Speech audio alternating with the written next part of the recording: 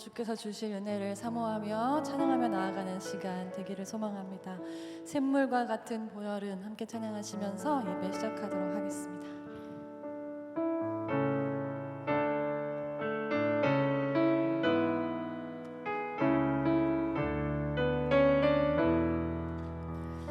샘물과 같은 보혈은 임마누엘 비로다.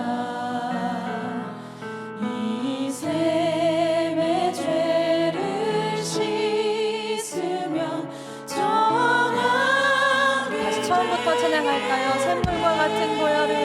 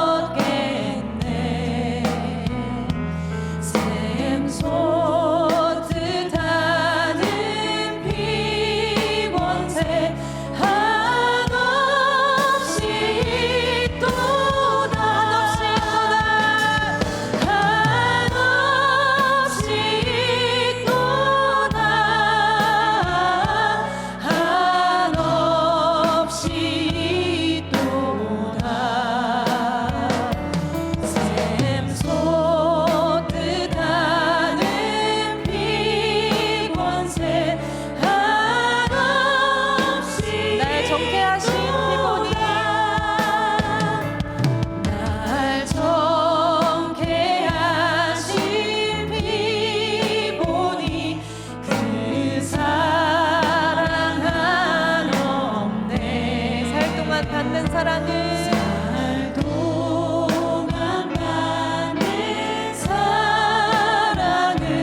늘 찬송하겠네.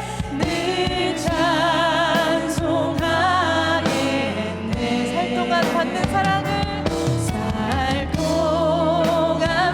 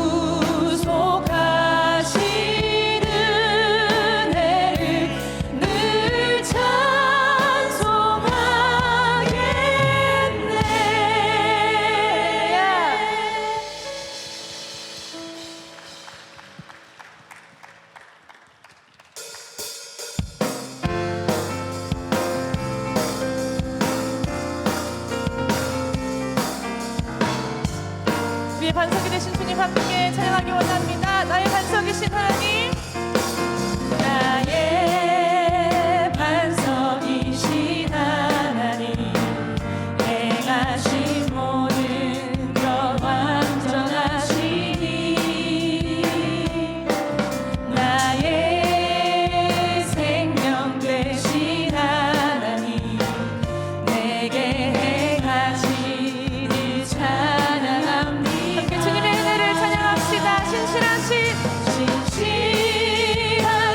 하나님, 실수가 없으신 좋으신 나의 주, 진실하신 하나님, 실수가 없으신 주. 네, 다시 한번 주님의 은혜 함께 찬양합시다. 나의 반석이신 하나님, 나의 반석이신 하나님, 행하신 모든 것 완전하시니, 나의 생명 되신 하나님, 나의 생명 되신 하나님, 내게 행하시니 찬양합니다. 신실하신 하나님 찬양합시다. 진실하신 하나님, 실수가 없으신 좋으신 나의 주, 진실하신 하나님, 실수가 없으신 나의 주. 우리 목소리로 한번 찬양해볼까요? 진실하신 하나님, 하나 둘 셋. 진실하신 하나님, 실수가 없으신 아멘. 좋으신 나의 주, 아멘. 좋으신 주님, 진실하신 하나님, 실수가 없으신 주. 다시 한번 기쁜 마음으로 주님께 찬양합시다. 진실하신 하나님, 진실하신 하나님, 실수가 없으신 좋으신 나의 주, 진실하신 하나님, 실수가 없으신 좋으신 좋으신 나의 주, 좋으신, 다시 한번 좋으신 나의 주님, 좋으신 나의 주. 아멘. 네.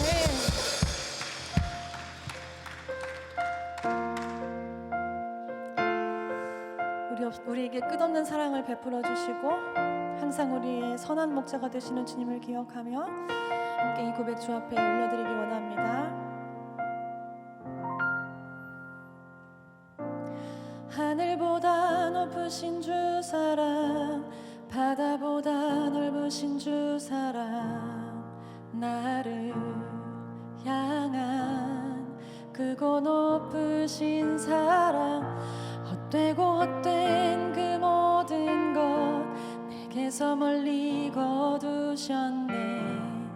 나의 수치, 다시 한번 하늘보다 높으신, 하늘보다 높으신 주 사랑, 바다보다 넓으신 주 사랑, 나를 향한 크고 높으신 사랑, 헛되고 헛된 그 모든 것 내게서 멀리 거두셨네.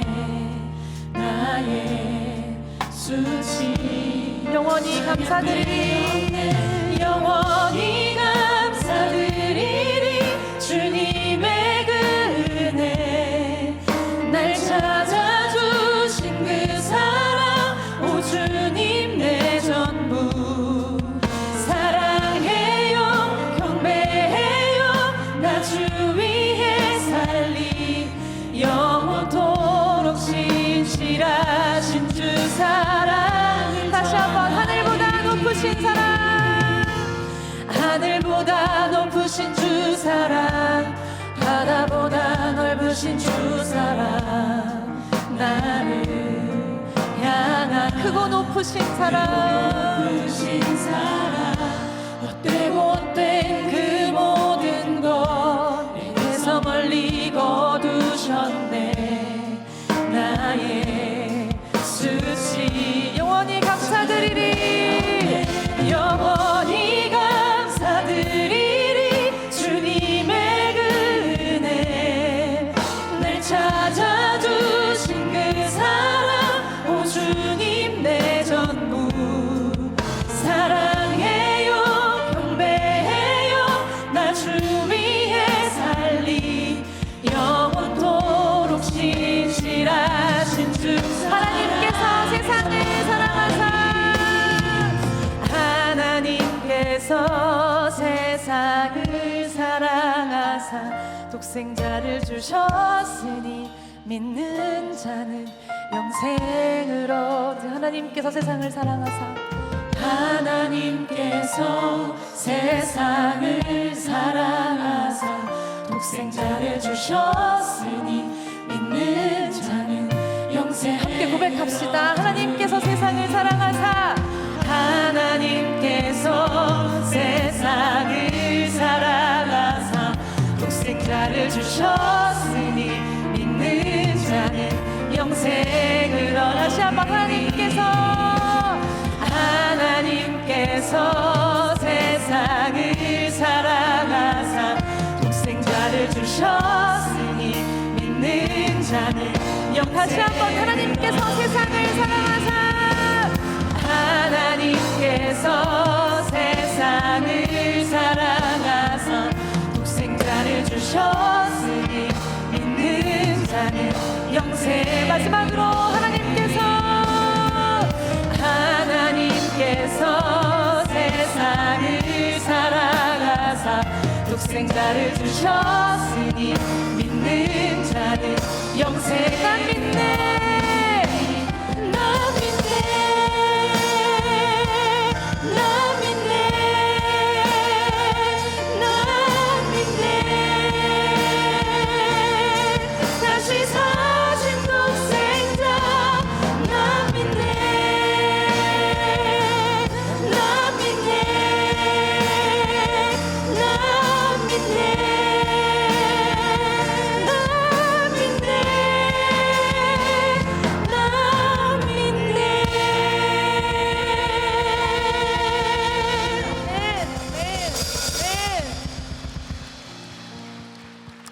우리가 그 사랑의 높이와 넓이와 깊이를 더 깨달아 알아가는 하루하루의 삶이 되기를 소망합니다. 이 시간 함께 기도하실 텐데요, 이 저녁에 주님의 은혜가 풍성한 밤이 될 수 있도록 성령 하나님 역사해달라고 우리 함께 간구했으면 좋겠습니다. 그리고 우리가 주님의 사랑을 더 깊이 깨닫는 오늘 저녁이 될 수 있도록 허락해 주시기를 간구했으면 좋겠습니다. 말씀 전하실 목사님께 성령으로 충만하게 하셔서 주의 말씀이 온전히 선포되는 저녁이 될 수 있도록 해달라고 우리 함께 주여 한번 크게 부르시고 함께 기도하셨으면 좋겠습니다. 기도하겠습니다. 주여,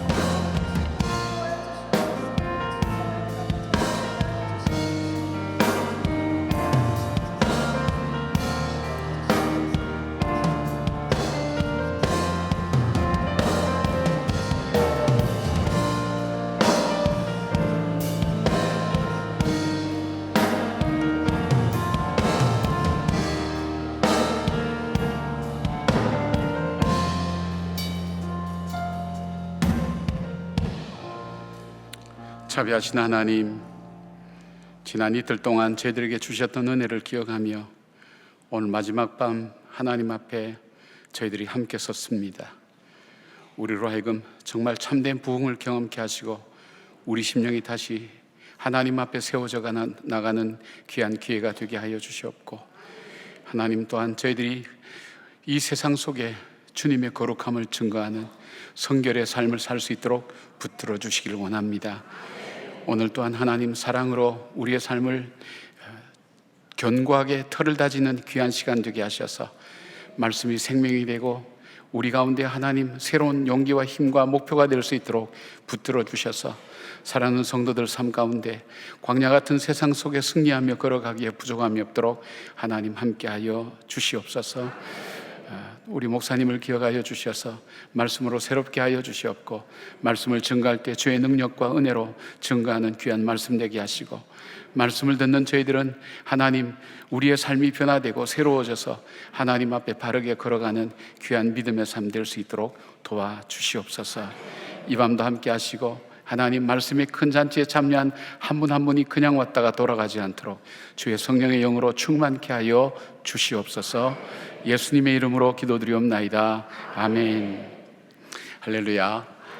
복된 자리에 오신 여러분들을 환영합니다. 축복합니다. 또 영상으로 함께 드리는 분들도 축복하고 환영합니다. 우리 좌우에 있는 분들 좀 인사 좀 하십시다. 주님의 평강을 기원합니다. 주님 평강을 기원합니다. 고맙습니다. 잘 오셨습니다. 어느새 이제 마지막 날이 되었습니다. 여러분께서 들은 말씀들 잘 기억하시면서 정말 나는 하나님 앞에 어떤 사람인가, 또 세상 사람들, 세상 속에서 나는 하나님을 믿는 사람으로 어떤 삶을 살아야 될 것인가, 그런 말씀의 주제들, 그래서 우리의 믿음의 터가 견고해지고 오늘 밤에 또 사랑이라는 주제로 말씀하실 때에도 여러분의 말씀에 큰 은혜를 받고, 저는 여러분들이 이렇게 말씀으로 아멘으로 화답하는 모습 보면서 전혀 우리 이런 거 없었잖아요, 그죠?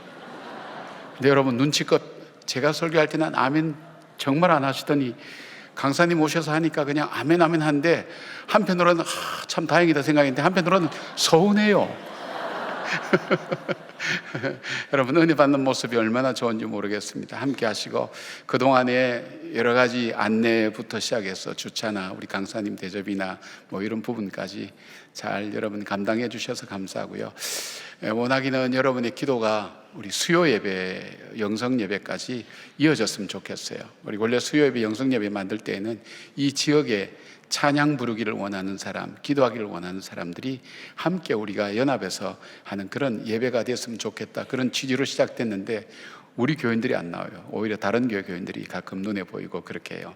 그러니까 여러분들이 수요 예배 저녁도 시간을 구별해서 같이 기도하고, 안 그러면 우리가 일주일에 찬송 부를 수 있는 시간이 별로 없어요.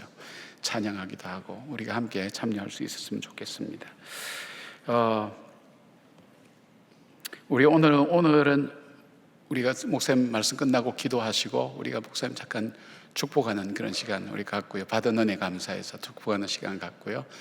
여전히 한 10분 정도 우리가 함께 기도하면서 그래 말씀의 은혜가 우리 가운데 스며들 수 있도록, 우리의 삶으로 나타날 수 있도록 계속 기도하는 그런 시간 되셨으면 좋겠습니다.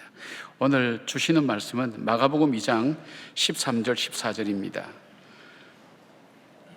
마가복음 2장 13절 14절 제가 말씀을 봉독해 드리겠습니다.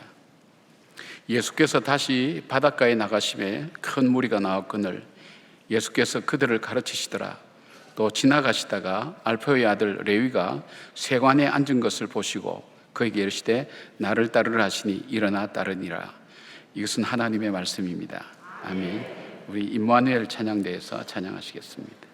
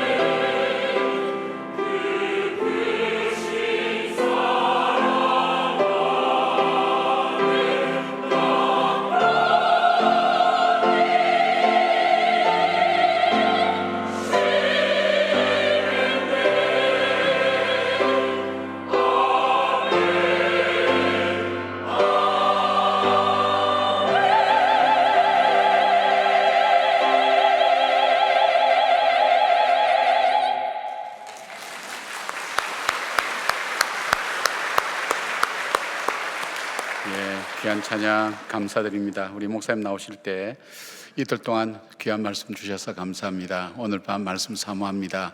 그런 마음을 담아서 우리 박수로 따뜻하게 우리 목사님 맞이하겠습니다.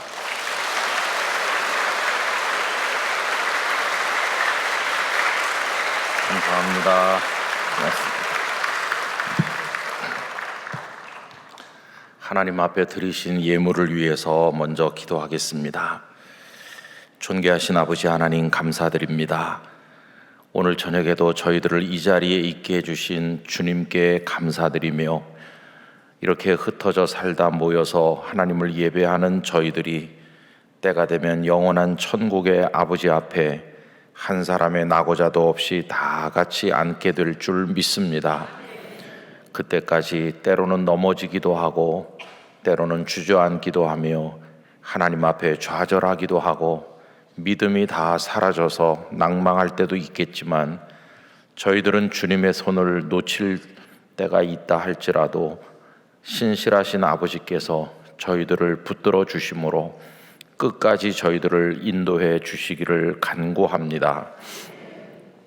저희들 손에 들려있는 그 성취가 하나님을 바라보는 저희들의 눈을 가리지 아니하도록 저희들의 영안을 밝게 하시되 주님만 집중하여 바라보게 하여 주시옵시며 언제나 주님으로 인하여 기뻐하는 성도로 살아가도록 은혜를 주옵소서.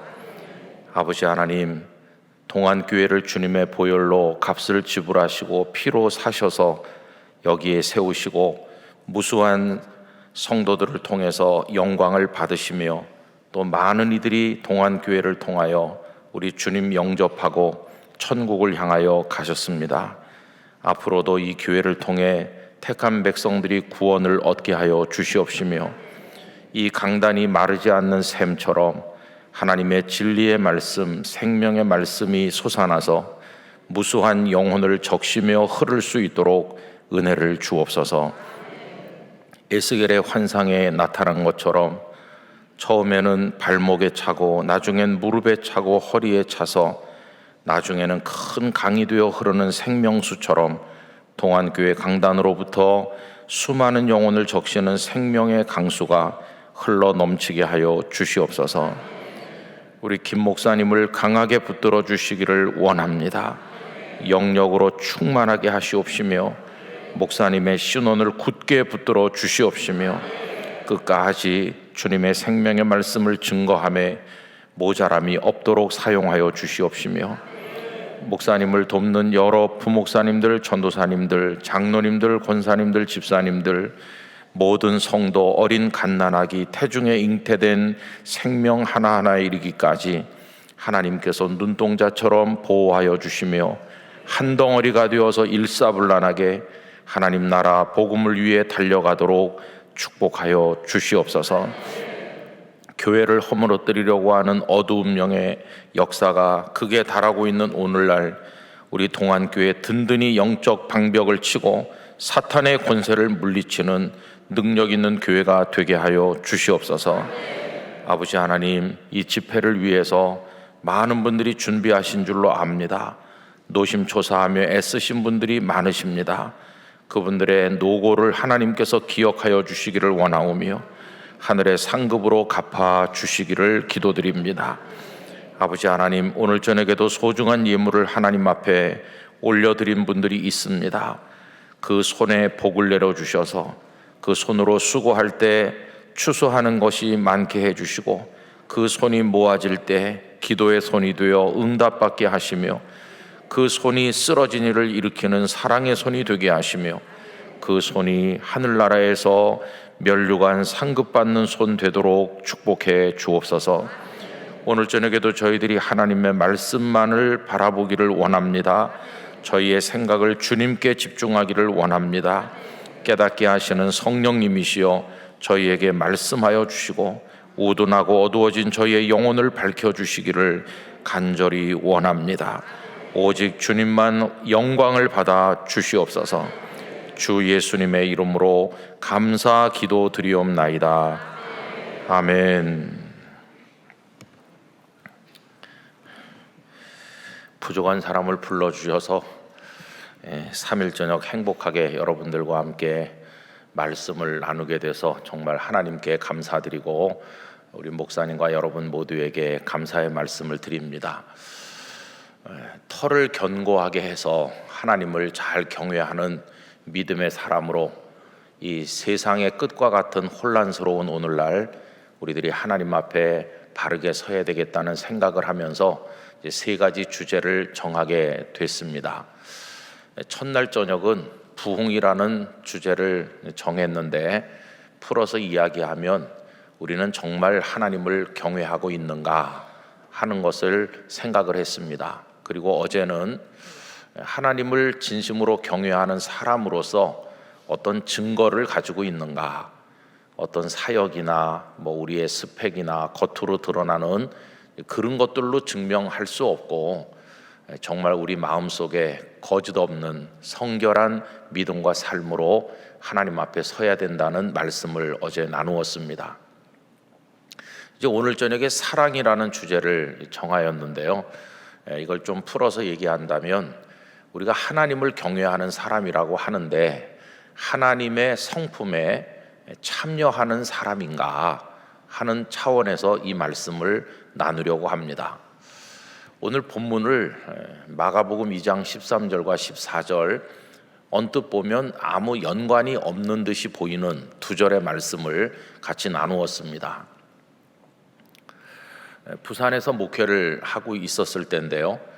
한 번은 편지가 하나 왔다고 그러면서 저한테 교회 사무원 자매가 전달해 줬습니다. 근데 편지를 보니까 받는 사람은 분명히 제 이름으로 돼 있는데 누가 보냈는지 아무것도 써 있지 않았습니다. 그런 편지는 약간 두렵기도 하고 또 설레기도 하고 그렇죠. 그래서 그 편지를 받아 읽는데 타이핑을 한 것이 아니라 손편지인데 한 넉 장 정도 되는 상당히 정성껏 쓴 편지였습니다. 근데 편지를 척 펴자마자 눈앞이 조금 노래지는 걸 느꼈는데요. 목사님 안녕하십니까? 저는 목사님 교회에 출석하던 성도인데 이름은 밝히지 않도록 하겠습니다. 이렇게 하더니 그 서너줄 내려가니까 이런 편지를 드리게 된 이유는 이제부터 목사님 교회를 나오지 않기로 했기 때문입니다. 눈앞이 좀 노래졌습니다. 근데 왜 그렇게 편지를 시작하나 참 궁금했는데 이런 내용이었어요.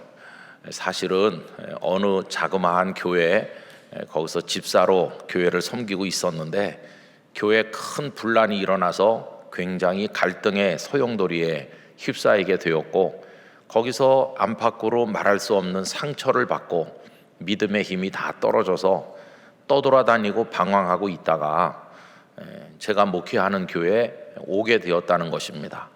근데 등록은 하지 않았던 것은 그래도 내가 소속된 교회가 있지 않나 이런 생각을 했기 때문에 등록은 하지 않고 아마 제법 길게 한 2, 3년 그분이 다니신 것 같습니다. 그래서 목사님, 이제는 제가 흉터는 남았지만 상처에서 흐르는 피는 멎었습니다. 제가 섬겼던 그 교회가 굉장히 어려운 처지에 있고 갈등은 좀 봉합이 됐지만 다시 일으켜 세워야 된다고 하는데 일꾼이 부족하다고 합니다. 그래서 이제는 치유가 됐으니까 그 교회로 다시 돌아가서 잘 섬기기로 했습니다. 그래서 더 이상 이제 목사님 섬기는 교회는 오지 않기로 했습니다. 그래서 또 좀 위로가 됐어요. 아, 이분이 그래서 본래 교회로 가시는구나. 근데 이제 맨 마지막 장으로 가니까 또 무슨 얘기가 있느냐 하면 근데 섭섭한 점도 좀 있습니다. 그러면서 사람을 들었다 놨다 하더라고요. 마지막 페이지에 있는 얘기는 제가 비록 등록은 하진 않았지만은 늘 앉는 자리에 고정적으로 앉아서 3년 가까이 예배를 드렸는데 한 사람도 저에게 와서 어디서 오셨습니까? 라든지 이렇게 관심을 가지는 사람이 없었습니다. 그래서 무척 외롭게 다녔습니다. 저같이 외로운 사람은 앞으로 없었으면 좋겠습니다. 이제 그렇게 하면서 끝자락엔 또 그렇지만 너무 개념치 마시고 힘내세요.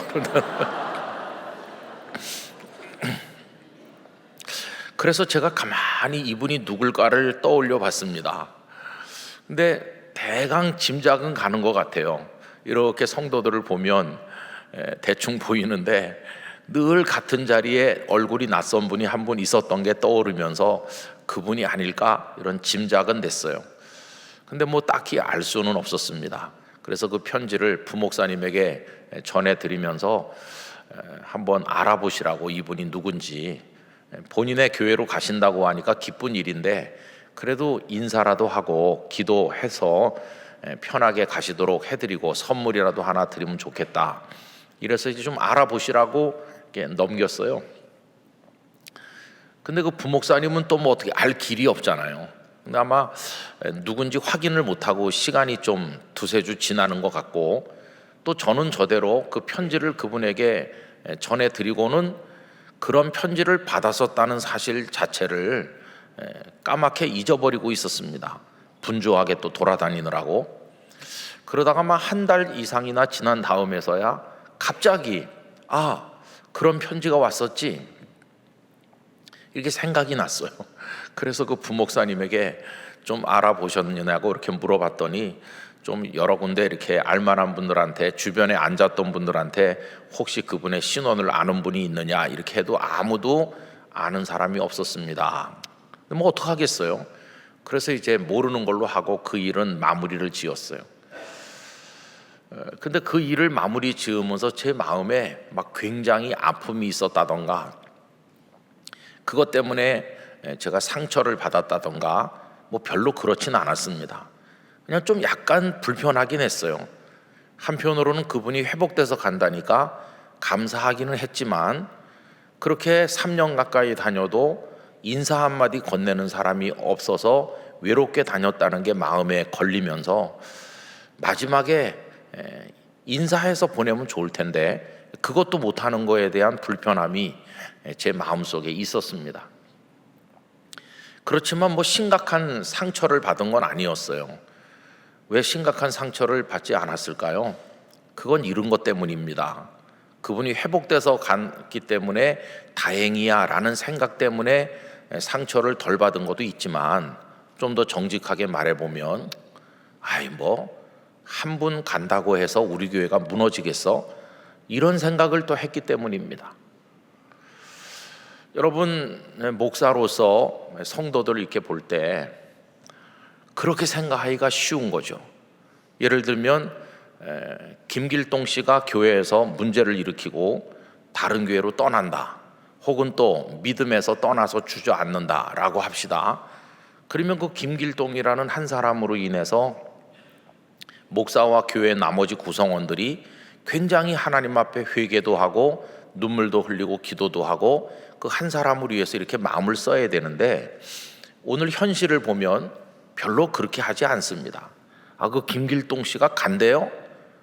그러면 옆에서 누가 뭐라고 맞장구 치냐 하면 잘 된 거예요. 그 사람이 얼마나 주변 사람들 힘들게 했는지 다 아시잖아요. 그래서 알턴니 빠지는 것처럼 김길동 씨가 가는 것 때문에 후련하게 생각하는 사람이 여러 사람 있고, 그럼 또 옆에서 누군가가 하는 말이 걱정 없다고, 그 김길동 씨가 가도 또 다음 주에 박길동이 와서 등록할 테니까 별 걱정 안 해도 된다고. 우린 그렇게 생각하는 거예요. 예를 들어서 교인이 100명인 교회가 있다고 합시다. 그런데 김길동이 빠져가지고 99명이 됐어요. 그럼 교회가 이제 한 명이 줄어든 거잖아요. 그런데도 아무도 그거에 대해서 아픔을 느끼거나 걱정을 하지 않아요. 왜 그러냐 하면 그 다음 주일날 박길동, 최길동이 2명이 등록할 거니까. 그러면 이제 앉아가지고 얘기하는 거죠. 우리가 전에는 100명 모였었는데 이제는 101명이 됐어요. 우리 교회는 부흥하고 있어요. 그러면서 그 중간에 빠진 김길동으로 인해 아파하는 사람이 없다는 거예요. 총 숫자가 늘어났으니까. 우린 언제나 총 숫자로 생각해요. 총 숫자로. 그래서 10년 전에는 100명이었는데 10년 지난 오늘은 200명이고 또 10년 지나니까 400명 됐고 우리 교회는 잘 부흥하고 있다고. 그리고 목사님들도 내가 목회를 잘해, 계속 수가 늘어나니까 이렇게 생각하는 겁니다. 근데 이렇게 수가 늘어나는 것 같고 잘 되는 것 같지만 방금 전에 제가 말씀드린 것처럼 무수한 김길동이 주저앉은 거예요. 그 과정에 그 숫자가 파악이 안 돼서 그렇지 이렇게 상처받고 저렇게 주저앉은 아까운 영혼들이 그 중간에 많이 흩어져 있는 거예요. 여러분, 주님도 우리와 같았을까? 주님께서도 그 김길동 그거 없어도 된다고, 다른 길동들이 많이 올 거니까. 주님도 그러셨을까? 여러분, 주님은 그러시지 않았을 거라고 생각합니다. 우리 주님께는 총 숫자도 중요할지 모르겠지만 김길동은 김길동대로 중요하고 박길동은 박길동대로 중요한 거죠. 근데 우리 한국교회는 언제나 전체 숫자로 얘기하잖아요. 전체 숫자로. 제가 이제 동안교회 주보를 요번에 보니까 참 특별한 교회예요. 왜냐하면은 지금 한국교회에 100교회가 있다 그러면 이렇게 지난주일 성도가 몇 분이나 출석을 했는지, 교회학교 어린이들 학생들이 몇 명이 나왔는지, 또 지난주일 헌금이 얼마가 하나님 앞에 봉헌됐는지 이런 거를 정확히 기록하는 교회가 거의 없어요. 여러분, 옛날에는 다 있었습니다. 몇십 년 전에는 모든 교회가 100% 출석 통계, 또 지난주 봉헌 통계가 다 있어가지고 자세하게 감사헌금이 얼마, 11조 헌금이 얼마, 뭐 선교 헌금 다 이게 정확하게 기록돼 있었어요. 또 출석도 주일 오전 예배, 주일 저녁 예배, 수요 예배, 뭐 금요 기도회, 새벽 기도회까지 그것도 남녀별로 따로따로 다 정확하게 기록돼 있었습니다. 그래서 그걸 보면 교회의 현황을 어느 정도 알 수 있었어요. 그런데 언제부터인지 그 통계란이 서서히 없어지더라고요. 통계를 왜 실지 않는가? 이렇게 제가 몇 군데 물어본 적이 있습니다. 그랬더니 대회비라고, 교회 중요한 정보기 때문에 아무나 보면 안 되기 때문에 실지 않는 거다. 근데 그건 정직한 말이 아닙니다. 한 2000년대 들어오면서 한국 교회가 이렇게 좀 위축되기 시작했어요. 그러다가 눈에 띄게 위축되는 속도가 빨라지면서 교세가 감소하는 교회들이 많아지기 시작했어요. 뭐 요즘 들어서는 우리 교단만 해도 1년에 수만 명씩 교인이 줄고 있다. 재작년 국민일보 미션란의 탑 기사 중에 하나는 한국교회 지나간 10년 동안 200만 명 줄었다. 뭐 그런 게 신문 기사로 대문짝만하게 나올 정도니까 이제는 교세가 감소하는 거가 뭐 비밀이 아니죠. 그러니까 주보에다 통계를 내지 않는 거예요. 목회자도 민망하고 또 성도들도 민망하니까 그 수가 줄면 목회자는 목회자대로 목회를 잘 못해서 수가 주는 것 같이 스스로도 위축되고 또 성도들 보기도 좀 미안하고 또 성도들도 민망하긴 마찬가지죠. 생전가야 전도 한 명도 안 하니까 이거 뭐 어떻게 서로 피차 민망하니까 슬그머니 주보에서 빠졌어요. 요즘에는 헌금이 얼마가 봉헌되었는지를 기록하는 주보도 거의 없습니다. 거의 없어요. 그냥 이렇게 덮어두고 있는 거예요. 그냥 다 아는 얘기지만은 그냥 뭐 안 보고 이제 지나가는 거예요. 이렇게. 그러다가 오래 지난 다음에 이제 교회 목회자들이나 당회원들은 파악을 하죠. 우리 교회가 지금 어떻게 되고 있는 거지? 하면은 깜짝깜짝 놀라는 거죠. 근데 여러분, 저는 그 출석 통계를 볼 때마다 옛날부터 이런 생각을 해봤어요. 그게 왜 출석 통계여야 될까? 우리는 주일날 오신 분들 숫자를 파악합니다. 그죠? 왜 출석 통계만 주보에 나오는 걸까? 주님이 주보를 만드신다면은 출석 통계를 만들지 않으실 거다. 주님은 오히려 결석자 통계를 만드실 거다. 이런 생각을 해봤어요. 여러분, 그 교회 전체 구성원이 100명이라고 하면 그 전주에 70명이 출석하셨다. 그럼 우리는 주보에다가 70명이라고 쓰잖아요. 벌써 우리 관심은 어디 있냐 하면은 예배당에 와서 앉아있는 이들에게 관심이 있죠. 근데 여러분, 영적으로 생각해 보면 매주 예배당에 와서 앉아서 예배를 드리는 이들이 걱정됩니까? 아니면 오지 않는 이들이 걱정됩니까? 오지 않는 이들이 걱정스러운 거죠. 그들이 지금 어디서 뭐 하고 있는지, 어떻게 마귀의 손바닥에서 놀아나고 있는지 정말 애타게 찾아서 돌봄을 해야 될 대상들이 그 오지 않은 30명 아니겠어요? 그러면 주보에다가 당연히 와서 여기서 같이 예배 드렸어야 되는데 오지 않은 30사람을 쓰고, 할 수만 있으면 30사람의 이름이라도 다 써서 성도들이 같이 기도하면서 맨투맨으로 그 한 사람 한 사람을 찾아가서 그분이 지금 어떤 영적 상태에 있는지를 알아보고 기도해주고 권면하고 그 영적 싸움에서 승리하여 빠져나올 수 있도록, 마귀의 손에서 나올 수 있도록 이렇게 해드려야 되는 거 아닙니까? 근데 우리는 와서 있는 이들에게만 관심이 있어요. 오지 않은 사람은 별 관심이 없어. 그냥 몇 주 동안에는 좀 생각을 하죠. 요새 그분이 안 보이는 것 같더라. 그러다가 그분이 매달 안 보이면 그런 분이 우리 교회에 다녔었다는 사실조차 망각해가지고 기억에서 사라지는 거죠. 영혼들이 그냥 이렇게 다 이렇게 잃어지는 거예요. 그러나 여러분, 예수님께서는 그렇지 않으셨어요.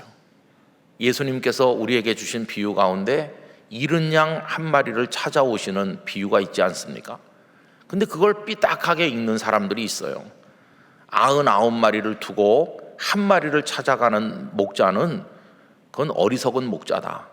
99마리만 잘 돌보면 되는 거다. 어차피 그 한 마리는 없어진 건데 그 한 마리 찾아다니다가 99마리가 잘못되면 어떻게 감당할 거냐? 그리고 99마리가 됐다고 너무 낙심할 필요가 없다. 왜냐하면 내일 아침에 새끼 날 양들이 많다.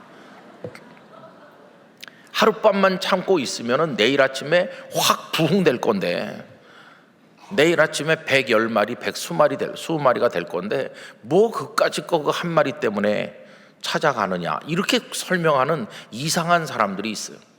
근데 여러분, 그 비유는 그런 입장에서 읽으면 안 되는 겁니다. 우리는 잃어버린 한 마리와 남아있는 99마리를 이렇게 구분해서 생각하잖아요. 그러면서 우리는 99마리에 속한 줄 생각하죠. 나는 99마리에 속해 있어. 나는 주님 옆에 잘 있고 그 김아무개는 저 한 마리에 해당하는 거다. 우리는 거기에 해당하지 않는다고 생각해요. 근데 여러분, 사실 영적으로 생각해 보면 99마리에 해당하는 사람은 한 사람도 없는 겁니다. 실제로는 그 한 마리 속에 모든 인류가 다 들어있는 겁니다. 왜 그러냐 하면요, 로마서 3장 10절에 의인은 없나니 하나도 없다고 그랬어요. 모두가 죄인입니다. 모두가 잃어버린 양입니다. 모두가 주님이 찾아오셨으니 구원받는 거지, 그까지 한 마리 이렇게 하셨더라면 다 멸망했을 존재입니다.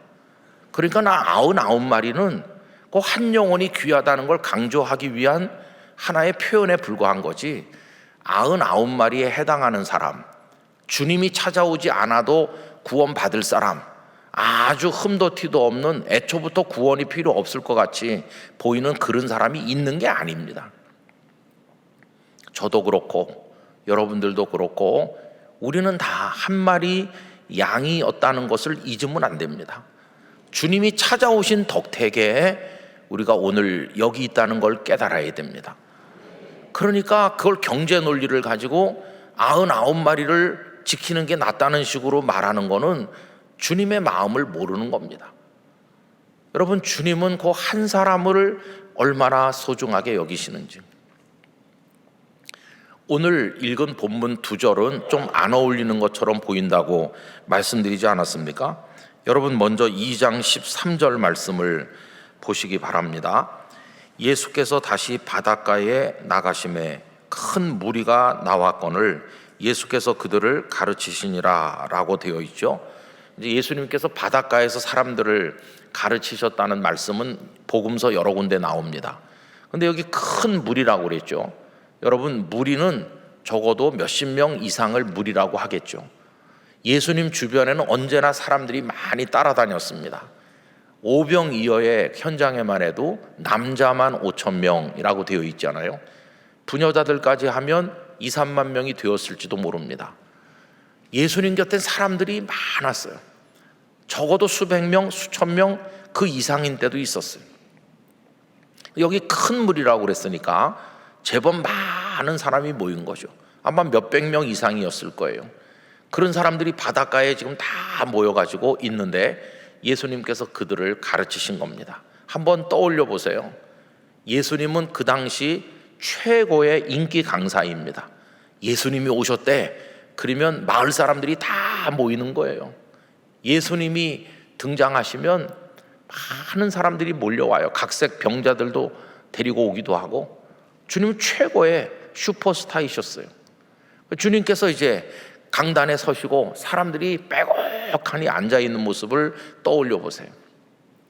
요즘식으로 말하면 한번 모시려면 몇 해를 기다려야 되는 그런 강사와 같다고 할 수 있어요. 저도 부산에서 이제 목회를 하면서 집회를 여는데 강사님들을 모시기가 참 어렵더라고요. 강사님들 모시기 어려운 이유는 첫째로 못 들어본 강사를 초청하면 성도들이 안 옵니다. 별 기대감이 없더라고요. 저 시골에서 정말 고생하면서 주님을 사랑하는 그런 목사님을 강사로 모시면 성도들이 별 기대감을 안 가지더라고요. 참 그 이상한 거예요.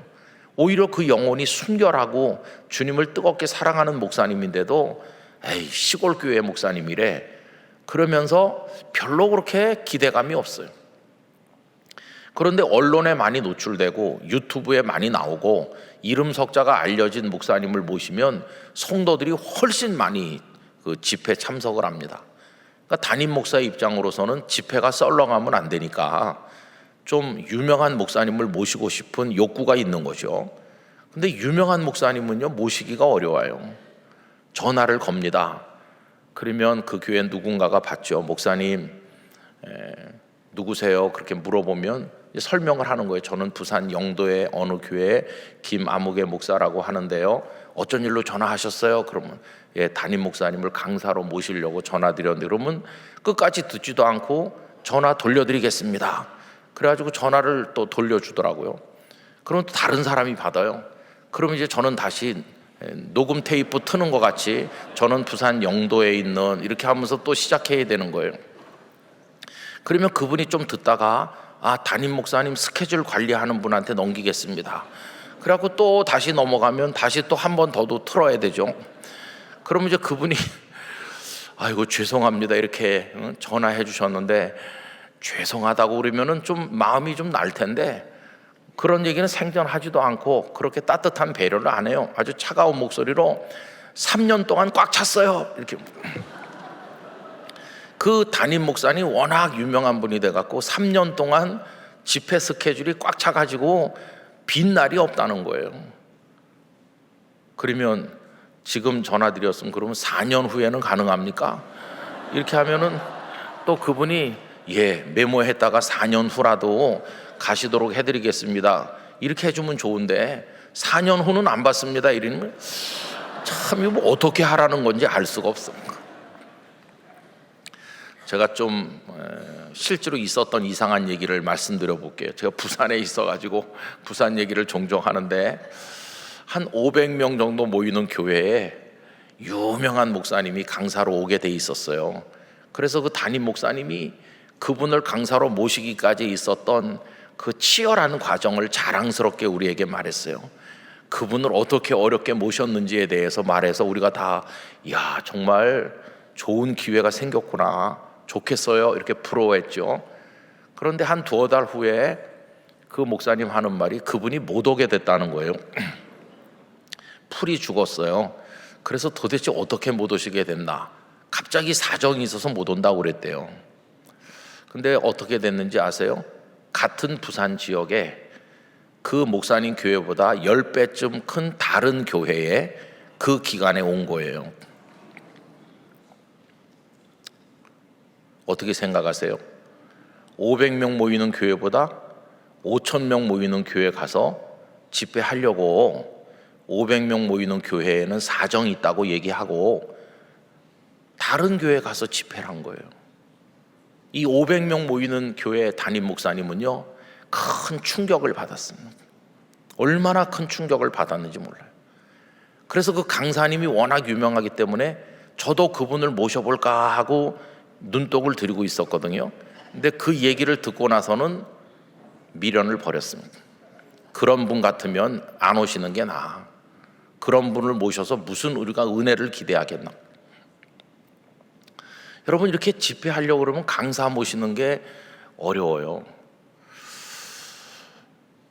그래서 성도들이 좀 이렇게 많이 와가지고 이렇게 집회 은혜를 받고 그러면 좋은데, 그래서 유명한 강사를 모셔야 되는데 쉽지 않더라고요. 근데 예수님은요, 얼마나 유명한 강사겠어요. 요즘에 예수님이 지금 활동하고 다니신다 그러면 아마 예수님을 강사로 모시는 거는 거의 불가능할걸요. 예수님은 그렇게 잘 나가던 분이세요. 그런 분이세요. 그분이 지금 바닷가에 좀 약간 이상한 말로 뜨신 거예요. 예수님이 떴다. 그러니까 사람들이 쫙 온 겁니다. 그래서 성황리에 대성황을 이룬 가운데 지금 바닷가 집회가 이루어진 거예요. 사람들이 막 집회 끝난 다음에 예수님께 사인 받으려고, 예수님 손이라도 만져보려고 막 몰려들고 그랬을 게 상상이 되잖아요. 예수님은 그런 분이셨어요. 그게 이제 13절입니다. 13절을 그런 상상을 하면서 읽으면 와, 예수님이 대단하시구나. 그런데 그런 예수님이신데 만약에 어떤 사람이 이렇게 사람을 통해 가지고 간절한 마음을 드리는 거예요. 누가 굉장히 지금 어려운 처지에 있는데 예수님, 그 사람을 데려올 테니까 한 번만 좀 이렇게 만나 주시겠습니까? 그러면은 여러분, 요즘에 그렇게 잘 나가는 유명 강사 같으면은 안 된다고 그럴 거예요. 그것도 본인이 말하지도 않고 옆에 있는 사람이 이분이 얼마나 바쁜 분인데 사람을 만납니까? 다음 장소로 이동하실 시간도 없어요. 그러면서 딱 끊어질 거예요. 근데 예수님은 달라요. 제가 진짜 눈물이 줄줄 흐를 만큼 감동받은 말씀이 그 다음 절이에요. 그 다음 절. 여러분, 14절 말씀 다 같이 한번 읽어봅시다. 또 지나가시다가 알페오의 아들 레위가 세간에 앉아 있는 것을 보시고 그에게 이르시되 나를 따르라 하시니 일어나 따르니라. 여러분, 13절과 14절의 차이를 발견하셨나요? 13절은 바닷가에 엄청난 사람이 모여있는 대형 집회입니다. 모든 목사님들이 그런 대형 집회 강사가 되고 싶을 거예요. 나도 한번 그런 데서 설교해보고 싶다. 엄청난 사람 앞에서 한번 설교해보고 싶다. 아마 그런 생각 안 하는 목사님은 한 분도 없을 거라고 생각합니다. 근데 14절은요, 14절은 딱 한 명 등장합니다. 딱 한 명. 그것도 그 한 명이 무슨 최고의 권력가이거나 재벌쯤 되는 특별한 인물이기 때문에 1대1로 만나는 게 아니에요. 그 사람 누구라고요? 세리예요. 세리. 세관에 앉아있는 세리. 레위라는 이름을 가진 세리. 그것도 세리가 뭐 수백 명 모인 게 아니고 한 명, 한 명. 그렇게 13절에 슈퍼스타 같은 그런 예수님께서 14절에 오니까 한 명을 위해서 그 사람을 오라고 부른 것도 아니고 직접 당신이 발품을 팔아서 그의 사무실 문을 놓고 하시는 거예요. 그것도 또 굉장한 사람도 아닌 인간 대접도 못 받던 세리, 그런 세리 한 명을 위해서 찾아가시는 예수님. 아까 그 한 마리 잃어버린 양, 그거랑 똑같은 겁니다. 여러분, 세리가 유대 사회에서 얼마나 천했는가. 우리 보통 성경을 읽어보면 세리와 동급으로 취급되는 게 나오죠. 세리와 창기. 몸을 파는 사람들이 세리와 거의 동급으로 나오는데 세리하고 창기 중에 누가 더 천했을까? 좀 이상한 질문이죠. 근데 이제 어떤 글에 보니까 예수님 당시에 길바닥에서 구걸하는 거지가 있잖아요. 거지들이 창기가 돈을 주면 받았다고 그래요. 그런데 세리가 주는 돈은 던져버렸다고 그래요. 그럼 거지들에게도 창기보다 못한 취급을 받았던 게 세리라는 걸 알 수 있잖아요. 근데 그런 세리 한 명을 만나시려고 예수님께서 직접 찾아가신 거예요. 이게 느껴지십니까? 그 예수님의 마음이. 잘 나가는 강사인데요, 슈퍼스타인데요, 굉장히 바쁜 분인데요, 스케줄이 꽉 차 있어갖고 눈코 뜰 새 없이 바쁜 그런 분인데요. 그런데 그런 세일이라는 존재감이 전혀 없는, 그것도 한 사람 위해서 직접 찾아가신다는 게 이게 이해가 되십니까? 이 13절과 14절을 붙여서 읽으면 그 속에 엄청난 대조가 있다는 걸 알 수 있어요. 13절에서는 별 감동을 받은 게 없습니다. 13절에서는 와, 우리 예수님은 말씀을 잘하니까 사람들이 많이 모였구나, 그냥 이 정도로 그냥 넘어가요. 근데 14절을 읽으면은 넘어갈 수가 없어요. 14절에 붙들리는 겁니다. 이 세리가 누구냐? 그때 그날 그 세관에 있던 사람은 레위라는 이름을 가지고 있었지만 오늘 예수님께서 찾아와 인생의 문을 놓고 하는 오늘의 그 세리는 누구냐? 이렇게 질문해 보면 여러분, 그 사람이 나입니다. 나. 여러분인 줄로 생각합니다. 우리 한 사람 한 사람입니다. 그런데 예수님께서 그까지 세리 이렇게 하면서 그냥 지나가지 않으시고 우리의 인생의 문을 두드려 주셨기 때문에 우리가 구원받은 겁니다. 우리가 하나님의 사람이 된 거라고요. 이 얼마나 놀라운 은혜인지 말로 다 할 수가 없어요. 그러니까 아까 처음에 얘기대로 하면 김길동 그 사람 안 온다고 걱정하지 마, 다음 주에 박길동, 최길동이 온다, 이런 의식구조하고는 전혀 다르잖아요. 우리 예수님은 한 사람 한 사람을 얼마나 소중히 여기시는지, 그 한 사람이 가치가 있든 없든, 그 한 사람이 존경받는 사람이든 멸시받는 사람이든, 그 한 사람이 어떤 존재든지 간에 예수님께서는 그를 찾아와 주시는 것입니다. 그게 예수님의 성품인 것이죠. 그게 하나님의 성품인 것이죠. 여러분, 우리는 그 하나님을 경외하는 사람이잖아요. 그러면 오늘 저녁에 이제 사랑이라는 주제를 가지고 나누는 건데, 하나님을 경외하는 사람으로서 하나님의 성품에 참여하고 있는가라고 질문한다면 우리 속에도 이런 사랑이 있어야 되는 거죠.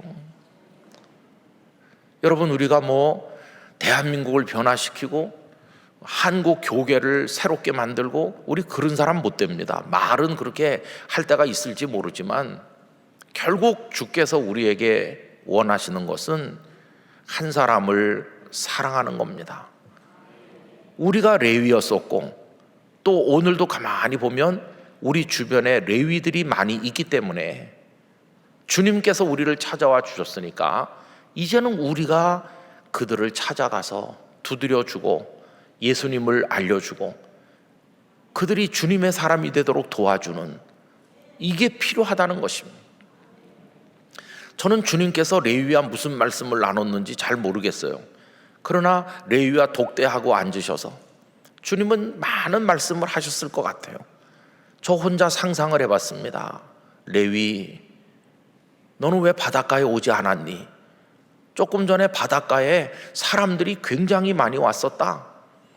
근데 너는 왜 오지 않았어? 그러면 레위가 눈물을 흘리면서 여쭤보겠죠. 예수님, 제가 오지 않은 걸 어떻게 아셨습니까? 나는 바닷가에 와 있는 사람들만 보는 그런 존재가 아니란다. 사람들의 눈은 와 있는 사람만 보지. 그러나 나는 오지 않은 사람들을 찾고 있단다. 내 마음의 눈은 오지 않은 사람들의 얼굴이 보여. 네 얼굴이 거기 보였어. 그래서 네가 오지 않았기 때문에 내가 찾아온 거다. 그래서 아까 제가 예수님께서 주보를 만들면 출석자 통계를 하는 게 아니라 와 있어야 되는데 오지 않은 사람 몇 사람인지 다 파악하셔서 결석자 통계를 만드셨을 것이다, 이런 말씀을 드린 것입니다. 여러분, 주일날 우리는 교회 와서 아유, 김 집사님 오셨어요? 권사님 오셨어요? 이렇게 반가운 인사를 나누면서 와 있는 사람들끼리의 기쁨을 나눕니다.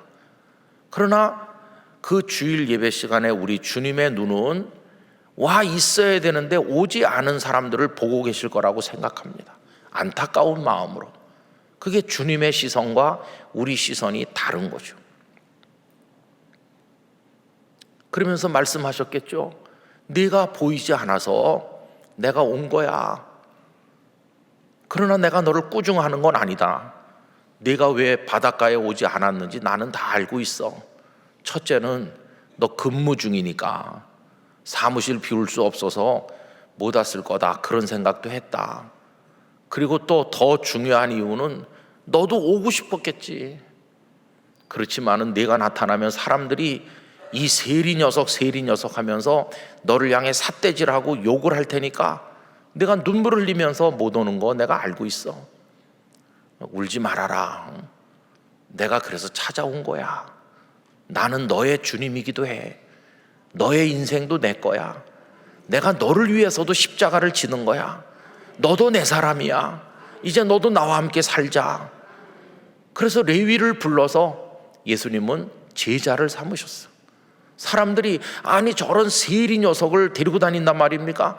저런 형편없는 인생을 아니 제자로 삼았단 말입니까? 사람들은 그렇게 말하겠지만 예수님의 눈은 이 레위를 한없이 사랑으로 바라보는 거예요. 여러분, 그 레위가 누굽니까?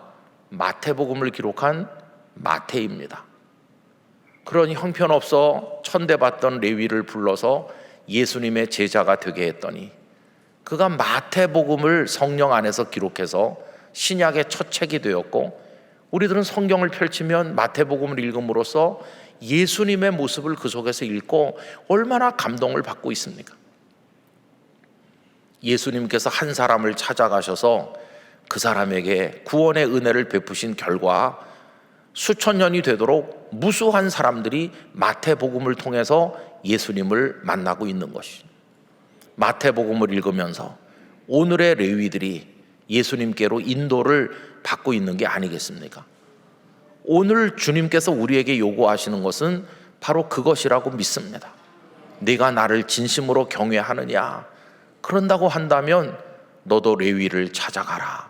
내 눈이 레위 같은 사람을 찾아서 그가 어디 있는지를 발견하고 그에게로 다가가라. 이거를 성경에 있는 일반적인 용어로 표현하면 사랑이라고 얘기할 수 있습니다. 저는 우리 그리스도인들이 이 땅에서 하나님을 경외하는 사람으로 살면서 해야 될 가장 중요한 일이 사랑하는 일이라고 생각합니다. 모든 것을 사랑으로 해야 됩니다. 여러분, 사랑으로 하지 않는 것과 사랑으로 하는 것은 그냥 동전의 앞뒷면 같은데 전혀 다른 겁니다. 선물을 우리 주잖아요. 선물, 영어에서 기프트라고 하는데 독일어에서도 기프트입니다. 근데 독일어는 관사가 있죠. 중성, 뭐 남성, 여성 이런 관사가 붙는데 독일어에서 기프트는 그 다스 기프트입니다. 그런데 독일어 사전을 찾아보면 그 기프트의 뜻이 1번 선물 이렇게 나와 있어요. 근데 2번의 뜻을 확인하면서 깜짝 놀란 적이 있어요. 2번이 뭐냐 하면 독입니다. 독. 선물임과 동시에 독인 거예요. 그래서 제가 그걸 보면서 아니 선물이 어떻게 독이 되지? 딱 하나입니다. 이유는 사랑이 있고 없음에 따라서 선물이 되기도 하고 독이 되기도 합니다. 사랑으로 드리면 참 아름다운 선물입니다. 사랑하기 때문에 그에게 준다. 그건 선물이죠. 그런데 전혀 사랑하지 않아요. 그런데 줍니다. 왜? 그 사람 덕을 좀 봐야 되니까. 그 사람의 권력, 그 사람의 힘을 좀 이용해 가지고 내 이득을 좀 취해야 되니까 주기 싫은데도 속으로는 욕을 하면서도 줍니다. 그게 뭡니까? 뇌물이죠, 뇌물. 뇌물은 전혀 사랑하지 않고 에이 더러워서 못해 먹겠어 그러면서도 앞에서는 웃음으로 주는 게 뇌물입니다. 근데 그 뇌물이 어떻게 되죠? 받은 사람에게나 준 사람에게나 쇠고랑을 차는 결과를 가져오니까 그게 독이 되는 겁니다. 그래서 준 사람도 죽고 받은 사람도 죽게 되는 거죠. 선물이 되기도 하고 독이 되기도 하는 그 갈림길에 있는 게 사랑의 여부입니다. 사랑으로 주는 건 선물, 사랑 없이 억지로 주는 건 뇌물이고 독이 되는구나. 모든 것을 사랑으로 해야 되는구나. 여러분, 우리의 예배, 하나님을 사랑하기 때문에 올리는 것이 되어야 될 것입니다. 하나님을 사랑하기 때문에 드리는 예배, 그 진짜 예배입니다.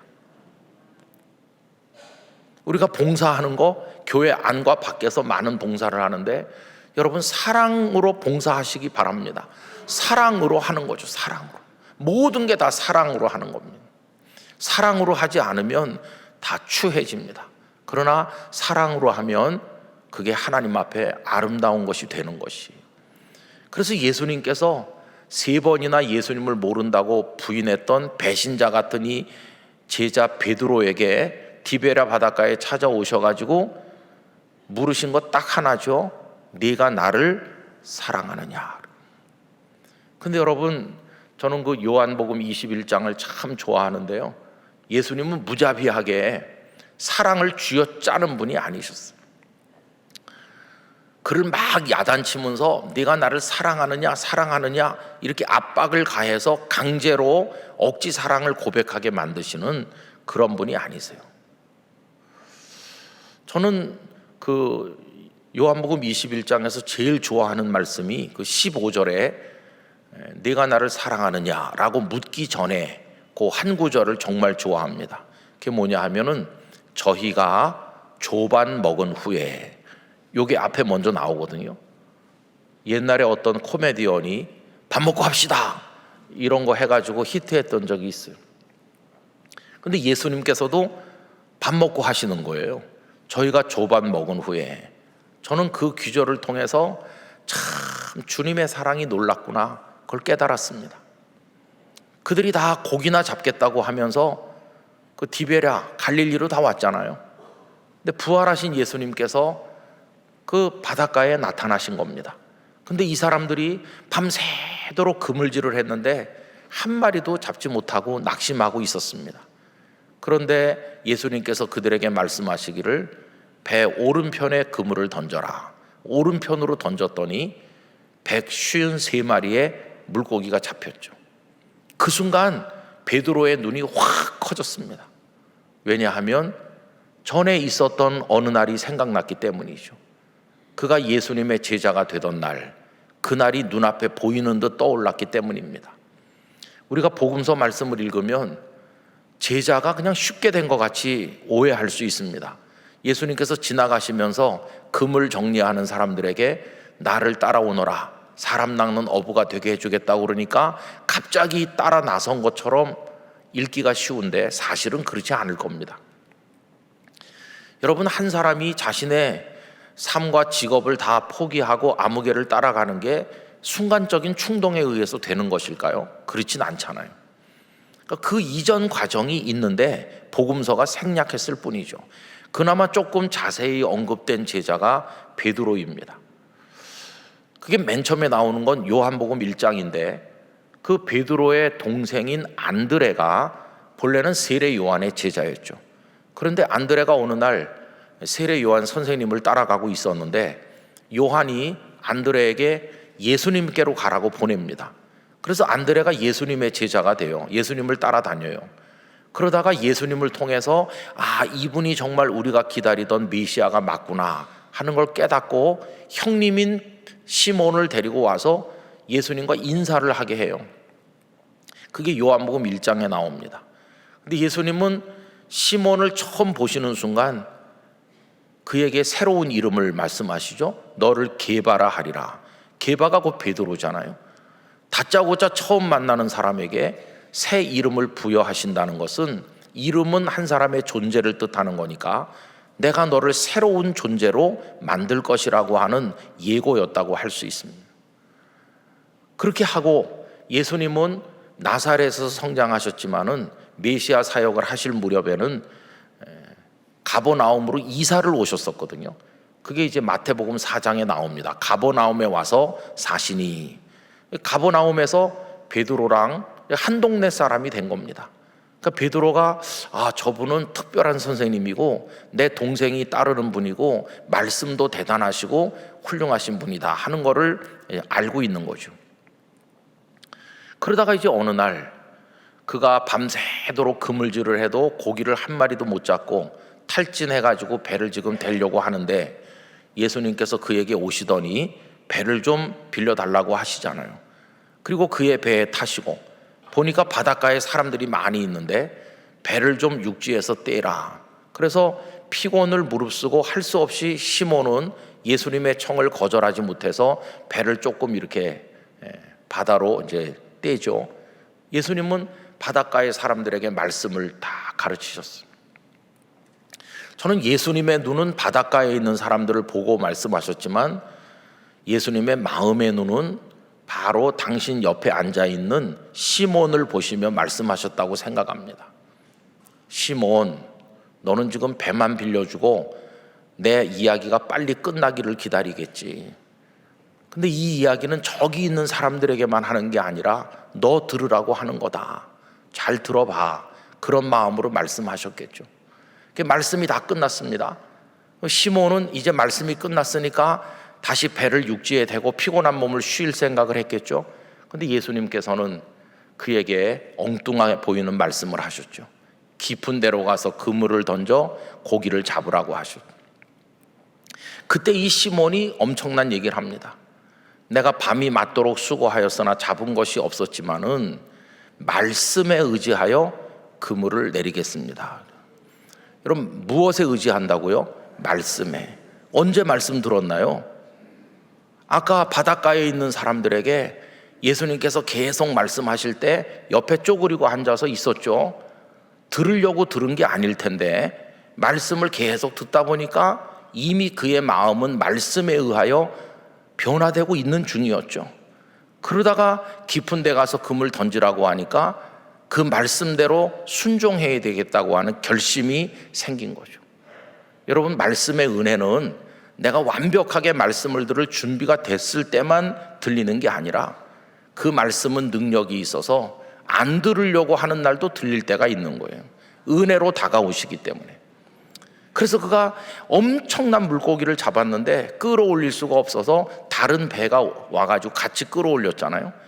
그리고 그가 그 앞에 무릎 꿇고 주님, 저는 죄인입니다. 저를 떠나 주십시오. 이렇게 하죠. 근데 예수님은 떠나시기는커녕 나를 따라오너라. 내가 너를 사람 낚는 어부가 되게 해주겠다. 그리고 예수님의 제자가 됐잖아요.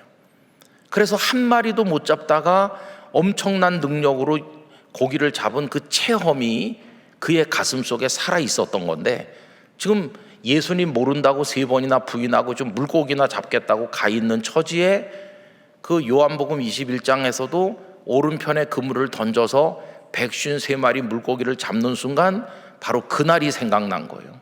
주님이시구나. 그래서 그가 뛰어내려서 예수님께로 첨벙첨벙 다가간 거죠. 다른 제자들도 배를 몰고 왔어요.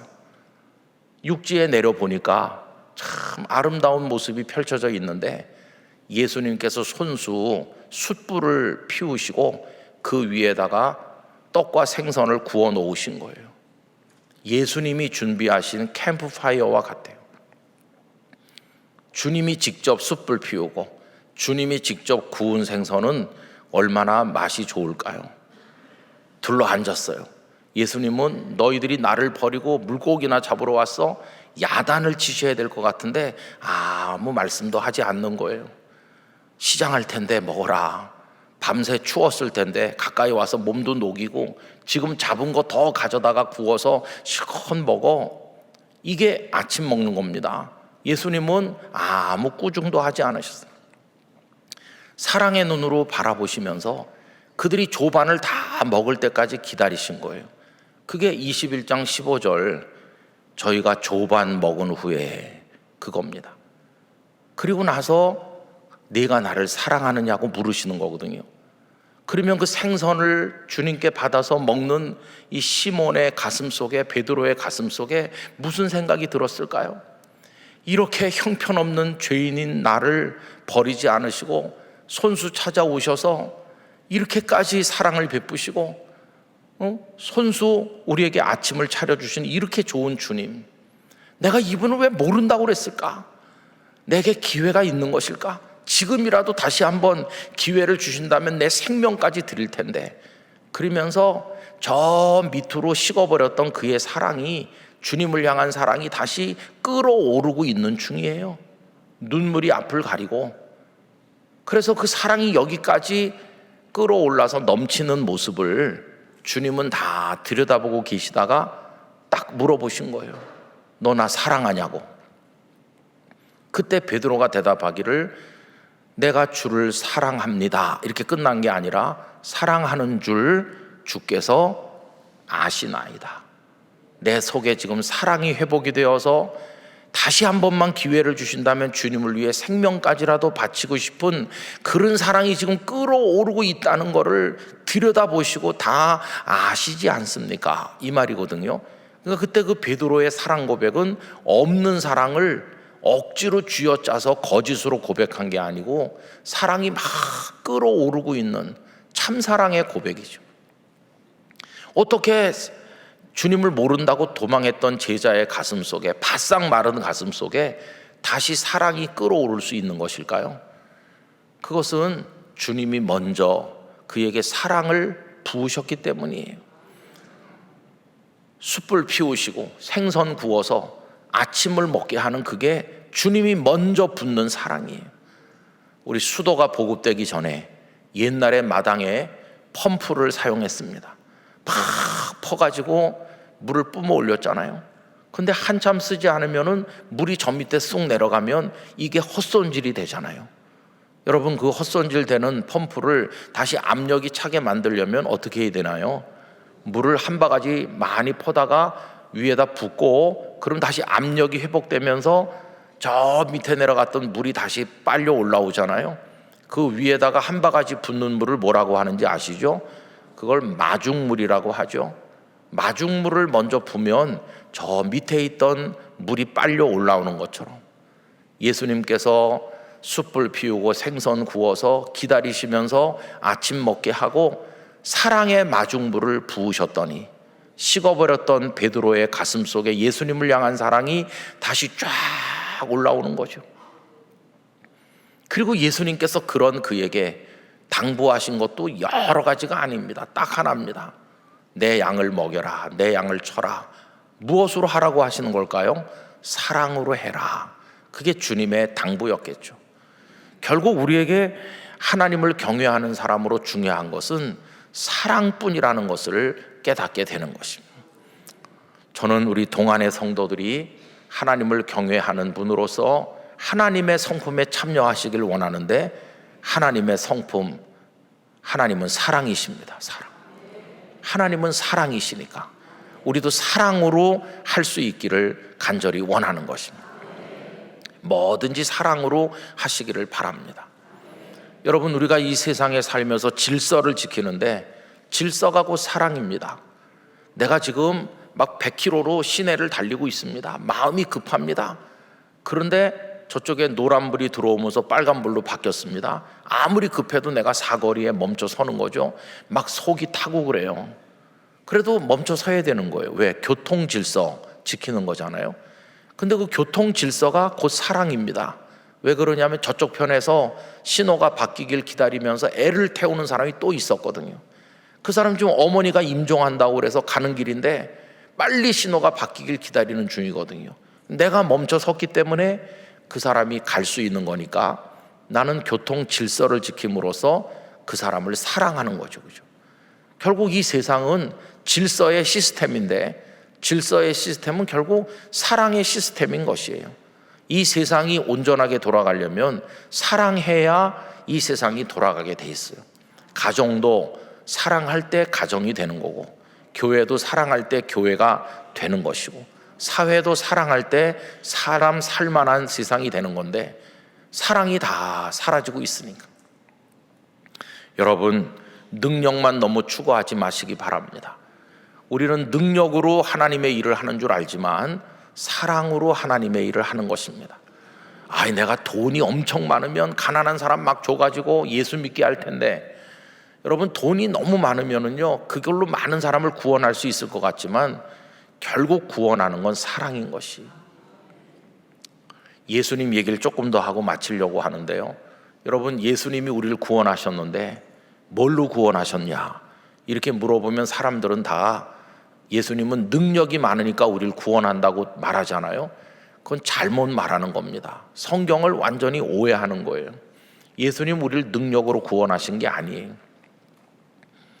예수님께서 40일을 금식 기도하시면서 마귀에게 시험 당할 때 마귀가 와서 뭐라고 했습니까?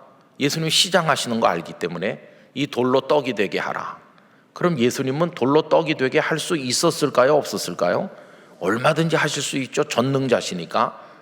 근데 만약에 예수님께서 돌로 떡이 되게 했으면 어떻게 됐을까요? 슈퍼스타가 되는 거예요. 많은 사람들이 모여들고 와, 돌로 떡이 되게 하신다. 그러면 예수님 영광을 받으시고 박수갈채를 받겠죠. 그러면 예수님이 십자가를 지게 될까요? 영웅이 되는데 십자가를 안 지게 되죠. 지금 마귀가 노리는 게 뭡니까? 여러분, 마귀는 예수님께서 십자가 지는 일이 절대 일어나지 않게 하는 게 마귀의 목적이에요. 많은 분들이 마귀가 예수님을 십자가에 못 박은 것처럼 생각하는데 그게 아닙니다. 마귀는 예수님이 십자가를 지실까 봐 너무너무 막으려고 노력했던 게 마귀입니다. 왜? 예수님이 십자가를 지시면 우리 죄가 용서되고 구원의 길이 열리잖아요. 마귀의 목적은 우리를 다 끌고 저 무적행으로 들어가는 게 마귀의 목적입니다. 우리가 구원받으면 안 돼요. 근데 예수님이 십자가를 지시고 구원의 길을 만들면 우리가 구원받을 거니까 마귀는 절대 그런 일이 일어나지 않게 하는 거예요. 그래서 예수님께 슈퍼스타 되시라고, 왜 십자가를 지려고 그러시느냐고 이렇게 하는 거예요. 근데 여러분, 돌로 떡이 되게 하라 할 때 그 앞에 한마디 붙인 걸 기억하시나요? 네가 만일 하나님의 아들이어든 돌로 떡이 되게 해라. 만약에 예수님께서 돌로 떡을 만들지 않으시면 뭐라고 할까요? 가짜라고 하겠죠. 뭐 자기가 하나님의 아들이냐고, 이 돌로 떡도 못 만드는데 무슨 그렇게 무능한 존재가 하나님의 아들이냐고. 이번엔 이렇게 말하겠죠. 돌로 떡을 만드셔도 문제고 돌로 떡을 안 만드셔도 문제인 그런 애매한 질문을 예수님께 한 거죠. 여러분, 그러면서 집요하게 십자가 못 지시게 하는 거예요. 그 결정적인 사건 중에 하나가 마태복음 16장, 예수님께서 제자들에게 사람들이 나를 누구라 하더냐, 너희는 나를 누구라 하더냐, 그러니까 하느냐 그랬더니 베드로가 주는 그리스도시요 살아계신 하나님의 아들이시니이다 칭찬하셨죠. 바요나 시몬아 내가 복이 있도다. 이를 내게 알게 아니는 혈육이 아니요 하늘에 계신 내 아버지시다. 칭찬 많이 하셨어요. 그리고 나서 그 전에는 한 번도 말씀하지 않았던 걸 처음 말씀합니다. 인자가 사람들에게 팔려져서 이제 죽게 될 것이고 사흘 만에 부활할 거다. 주님은 죽음만 말씀한 게 아니라 다시 살아날 것도 말씀했습니다. 근데 제자들은 주님이 죽으신다는 말이 너무 크게 들려서 다시 살아나신다는 얘기는 제대로 못 들었는지 큰 충격을 받고, 이 베드로가 예수님을 가로막잖아요.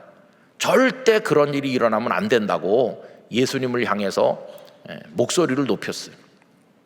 그랬더니 16장 23절에 보면 예수님께서 베드로를 보고 뭐라고 책망하십니까?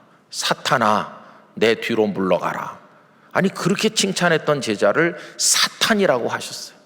왜 그렇게 불렀느냐 하면 사탄이 원하는 말을 내가 하고 있다는 거예요. 지금 베드로는 예수님이 십자가를 지시면 안 된다고 그러잖아요. 사탄이 그걸 원하는 거거든요. 사탄은 예수님이 절대 십자가 지시면 안 되고 구원의 길을 열면 안 된다고 생각하거든요. 사탄이 원하는 걸 지금 베드로가 하고 있으니까 사탄이라고 말하신 겁니다. 그러면서 네가 하나님의 일을 생각하지 않고 사람의 일을 생각한다. 사람의 일이 뭡니까? 예수님이 십자가 지시지 않고 늘 자기들 곁에 있으면서 왕이 되시고 영광 받으시면 자기들도 그 곁에서 오른자리 왼자리 한 자리씩 차지하고 영광 누리는 거, 이게 사람의 일이죠. 근데 하나님의 일은 뭡니까? 이미 구약시대 때부터 하나님께서 우리를 구원하기 위해서 준비한 프로젝트가 있잖아요. 메시아를 보내서 십자가 지게 하시고 부활하시고 생명의 길을 여시고, 그걸 위해서 무수한 선지자들이 구약에서 예언을 했고, 그게 다 지금 이루어지고 있는 중인데 그걸 가로막으려고 하잖아요. 사탄은 그렇게 지배했어요. 그러다가 맨 마지막에 예수님 십자가 달리셨는데, 십자가에 못 박혔는데도 사탄은 그때도 포기하지 않습니다. 십자가 밑에 예수님을 조롱하는 자들이 와서 손가락질하면서 예수님 보고 뭐라고 말하죠? 내려오라고. 십자가에서 내려오라. 그러면 우리가 믿겠노라. 근데 여러분, 그렇게 할 때 그 앞에 참 놀라운 말이 또 하나 붙어 있습니다. 네가 만일 하나님의 아들이여든 십자가에서 내려오라. 여러분, 십자가에서 내려오실 수 있나요, 없나요? 1000번 만번 내려오시죠. 전능하신 주님이시니까요. 근데 십자가에서 내려오시면 영광을 받으시겠죠. 와, 대단하신 분이시다. 못 박혔는데도 내려오셨다. 진짜 위대하신 하나님의 아들이다. 다 그러면서 영광 돌리겠죠. 그럼 십자가에서 내려오시면 우리를 위한 보혈은 누가 흘리는 거며, 우리는 어떻게 구원받겠어요? 사탄의 목적이 이루어지는 거죠. 그래서 예수님은 십자가에서 내려오시지 않고 거기서 죽으신 겁니다. 그럼 여러분, 예수님이 십자가에서, 이 대목이 중요한 건데요, 못 내려오신 건가요? 안 내려오신 건가요? 안 내려오신 겁니다. 얼마든지 내려오실 수 있는데 안 내려오신 거예요. 왜요? 우리를 구원하시려고요. 내려오실 수 있는데 견디신 겁니다. 우리를 구원하시려고요. 이게 뭡니까? 사랑입니다. 사랑. 우리를 사랑하기 때문에 안 내려오신 거죠. 능력이 없어서 못 내려오신 게 아니고 사랑하시기 때문에 안 내려오신 거예요. 그럼 이제 다시 물어봐야 되는 거죠. 예수님이 우리를 무엇으로 구원하셨나? 능력으로 구원하신 게 아니라 사랑하시기 때문에 십자가에서 죽으셔서 우리를 구원하신 거예요. 지금도 사랑이 구원하는 겁니다. 내가 돈이 많으면 다 구원할 텐데 아닙니다, 여러분. 사랑이 다른 사람의 영혼을 주께로 인도하는 줄로 믿습니다. 돈이 굉장히 많은 사람 옆에 있으면 약간 콩고물을 나눠 먹을 수는 있을 것 같은데 별로 기분이 안 좋죠. 야, 이 사람은 이렇게 부자고 왜 나는 없을까?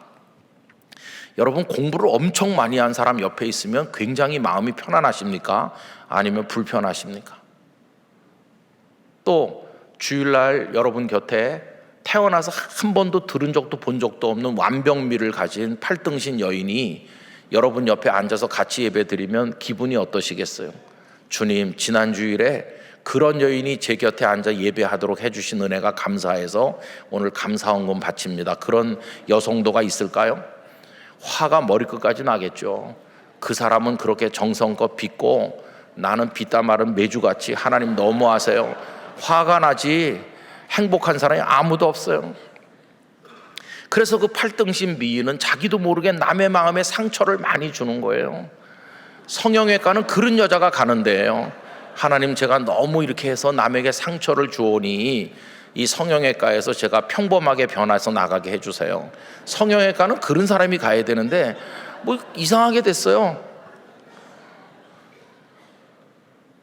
너무 잘생긴 거 회개해야 됩니다. 신학생들도 사모님을 미인으로 얻으려고 장가를 안 가고 버티던데 그것도 회개해야 되는 거예요. 뭘 잘 몰라서 그래요. 사모님이 절세 가인이면 교회 부흥 안 됩니다.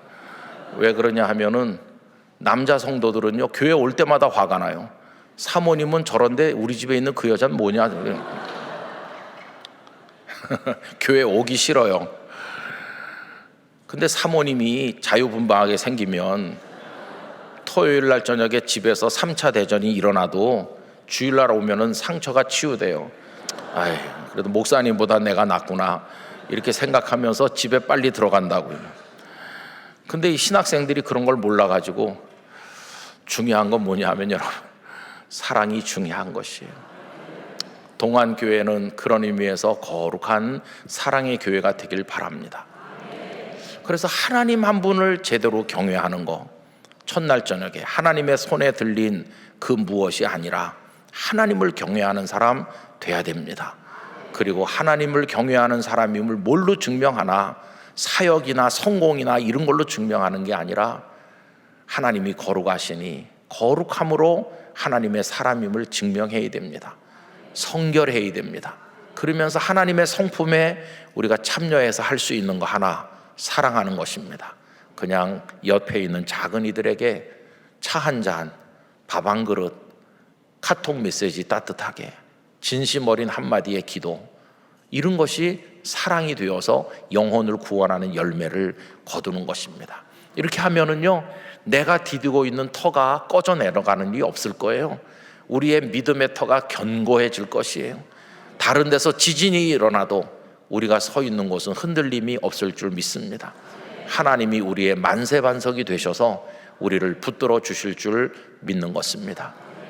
동안교회 하나님께서 이런 은혜를 공동체에도 주시고 여러분 한 분 한 분에게도 내려주시기를 간절히 축원합니다. 기도하겠습니다. 이 시간 하나님 앞에 마음을 기울여서 3일 동안 생각했던 말씀을 여러분 마음으로 생각하시면서 한번 정리를 해보시기 바라고요. 제가 오늘은 기도를 드리고 우리 목사님이 나오시도록 하겠습니다. 아버지 하나님, 3일간 저희들에게 말씀을 나누는 시간을 주신 은혜에 감사드립니다. 곱씹어 보고 또다시 반추하면서 하나님을 경외하는 사람으로 이 시대를 사는 것이 무엇인지, 우리 믿음의 터전이 싱크홀처럼 꺼져 내려가려고 하는 것은 아닌지 생각해 보게 하여 주시옵소서. 남 보기에는, 언뜻 보기에는 그럴듯한 믿음인 것 같지만 속이 다 부패하지 않았는지, 가짜 믿음은 아닌지 저희 자신을 돌아보기를 원합니다. 이번 3일 동안 받은 말씀을 마음에 새기고 동안교회 성도들이 견고한 터 위에서 예수 그리스도 위에 뿌리를 내리고 하나님의 사람으로 승리하게 하여 주옵소서. 예수님의 이름으로 기도하옵나이다. 아멘.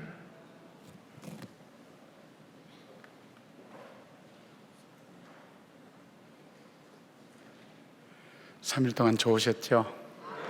예, 목사님 오셔서 귀한 말씀 전해주시고 또 우리 마음을 본질로 향하여 갈 수 있도록 우리 마음의 틀을 견고하게 그렇게 세워주셔서 이제는 우리가 들은 말씀 가지고 우리 삶 속에 적용해야 됩니다. 실천하고 성령께서 우리 마음속에 그 말씀이 생각나게 하시고 또 생활과 삶 가운데 이 말씀을 우리가 실천하며 살아갈 수 있도록 그런 믿음의 아름다운 모습들을 우리 목사님과 계속 교제하시면서 그렇게 나눌 수 있으면 참 복될 것 같습니다.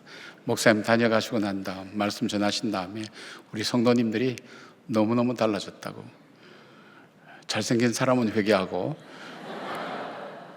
못생긴 분들은 용기를 내서 살더라고. 그렇게 참 우리 사랑이라는 게 참 귀한, 하나님께 주신 귀한 사랑을 우리가 은혜로 받았는데 그 은혜를 함께 나눌 수 있는 삶이 됐으면 좋겠어요.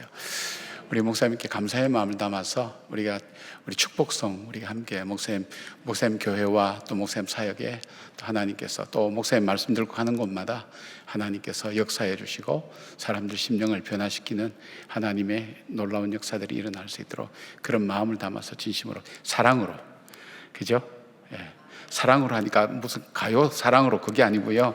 사랑하는 마음으로 우리 물된 동산 함께 손을 뻗어서 우리 목사님께 축복성하겠습니다.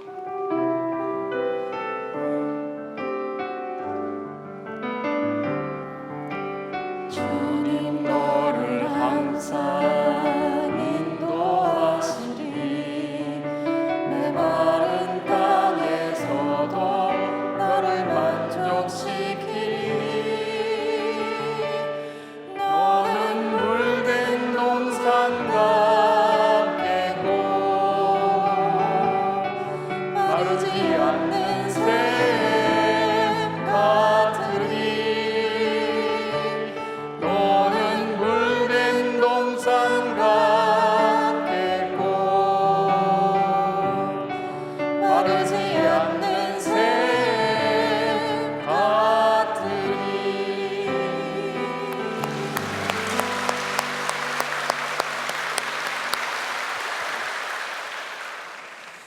고맙습니다. 집회는 끝났지만 여러분의 기도는 또 주님을 향한 사랑은 세상 속의 거룩함을 나타내는 우리의 삶은 이제 바로 내일부터, 아니 이 시간 나가는 이후로부터 우리 삶 속에서 무엇인가 변화가 일어나야 됩니다. 무슨 부흥회 하고 나면 무슨 뭐 이렇게 영양제 맞은 것처럼 반짝반짝하는 그 시간만 지나고 나면 옛날로 돌아가는데, 그것이 아니라 들은 말씀 중에 한 가지만이라도 내가 이 삶에서 바꿔야 되겠다, 그런 마음을 가지고 여러분이 삶을 하나님 앞에서 드릴 때에 변화되어져 가는, 또 새로워져 가는 그런 삶이 될 겁니다. 그것이 우리에게 귀한 말씀을 전해주신 목사님의 바람이고 또 기도고, 또 그런 어떤 마음의 소원을 품고 말씀을 전한 곳마다 나타나는 하나님 역사되도록 목사님 기도하실 겁니다. 여러분도 함께 기도하시고, 또 영락교회가 다시 옛날의 그 영성과 또 한국교회를 이끌어가는 참 아름다움을 회복해야 됩니다. 뭐 저희 교회는 저희 교회가 그리 되면 좋은데, 한국교회를 위해서 영락교회가 다시 한번 회복되어야 됩니다. 그래서 우리 목사님과 또 우리 목회자들과 장로님들 정말 하나님 앞에서 한국교회를 책임지는 그런 마음을 가지고 말씀에 써서 그렇게 세워갈 수 있도록 여러분께서도 영락교회에서 기도해 주시고, 또 우리 목사님 기억하시고 그렇게 기도해 주시면 고맙겠습니다. 감사합니다. 우리가 끝나고, 목사님 축도 끝나고 나면 여러분 그 자리에서 한 10분 정도라도 꼭 우리가 기도하고 그렇게 가시기 바랍니다. 우리 찬양팀 나오셔서 함께 찬양하고 그렇게 하겠습니다. 목사님 축도 해 주시겠습니다.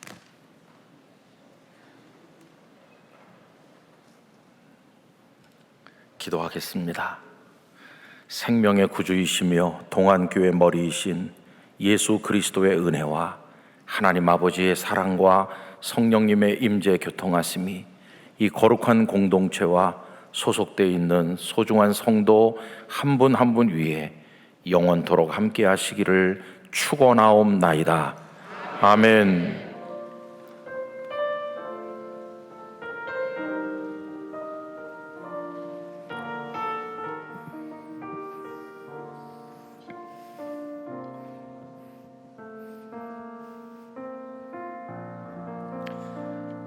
이 시간 주신 말씀을 마음에 새기면서 결단하며 찬양하시겠습니다.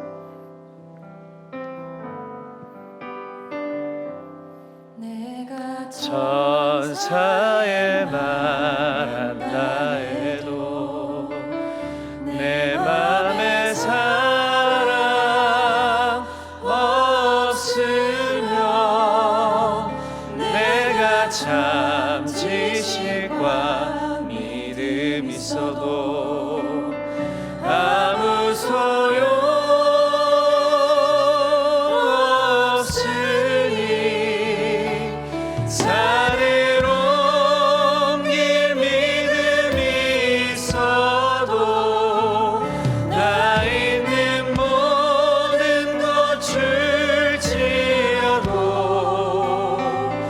나 자신 다 주어도 아무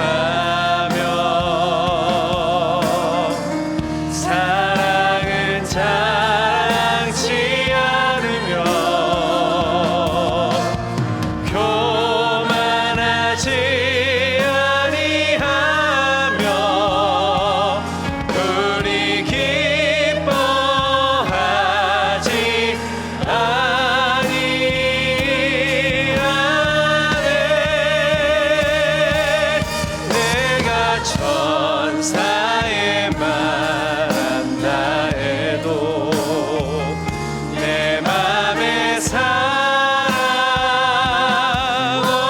없으면 내가 참 지식과 믿음 있어도 아무 소용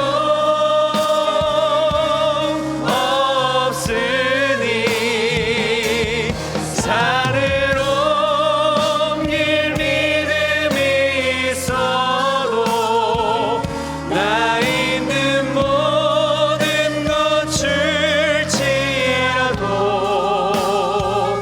나 자신 다 주어도 아무 소용없네 소용없네 사랑은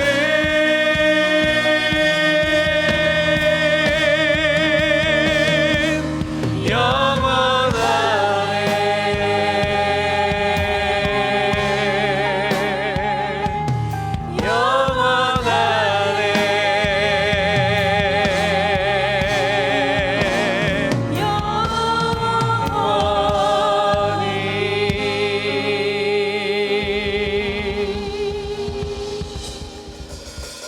이 시간 주신 말씀을 생각하면서 함께 통성으로 기도하겠습니다.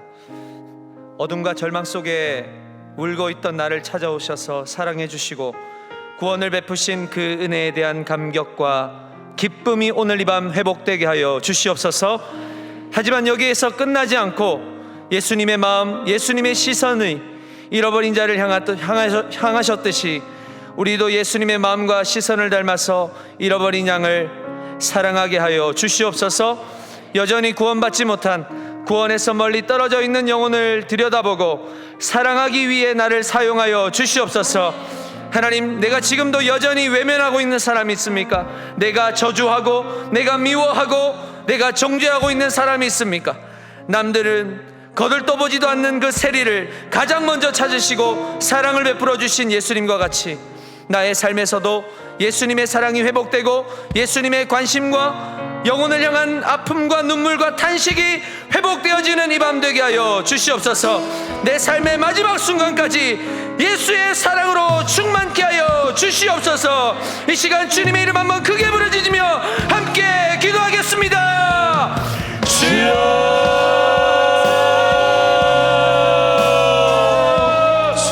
사랑해 주님, 오늘도 주님 우리가 이 밤 가운데 하나님께서 우리에게 허락하신 그 마음을 하나님 쫓아가기를 원합니다.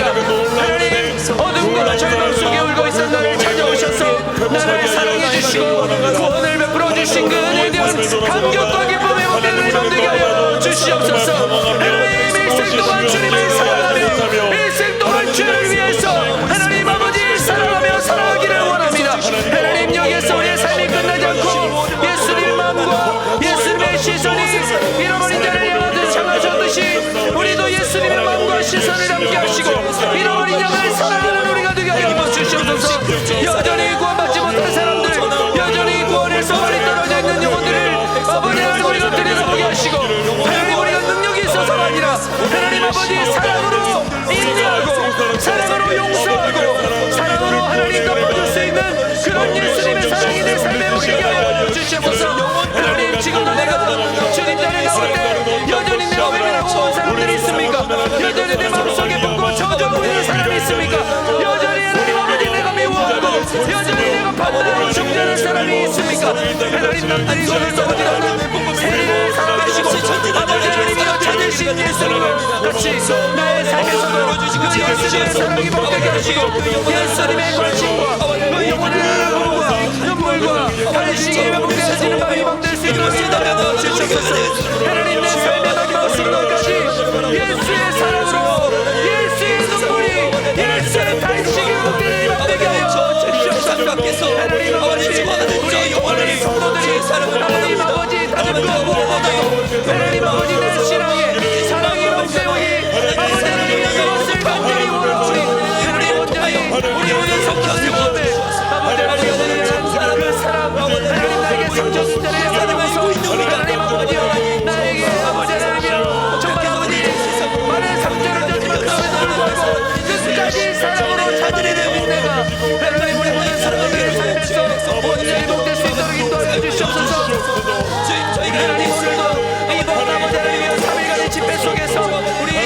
약속하신 그 터를 견고하게 세워나가는 데 있어 하나님 아버지여 우리가 주님을 경외하는 하나님 아버지 그런 주님을 경외함으로 인하여서 내 심령이 살아나는 부흥을 맛볼 수 있도록 인도하여 주시고 하나님 아버지여 그러기 위해서는 내가 아버지 세상과 구별되고 하나님의 말씀과 뜻을 따라갈 수 있는 정결하고 성결된 인생을 살아갈 수 있도록 하나님 아버지 역사하여 주시며 하나님 내 삶과 곳에서 하나님 아버지여 그 한 영혼을 향해 시선을 멈추신 예수 그리스도께서 우리를 향한 그 사랑이 하나님 우리 안에 충만히 아버지 임할 수 있도록 역사하여 주시옵소서.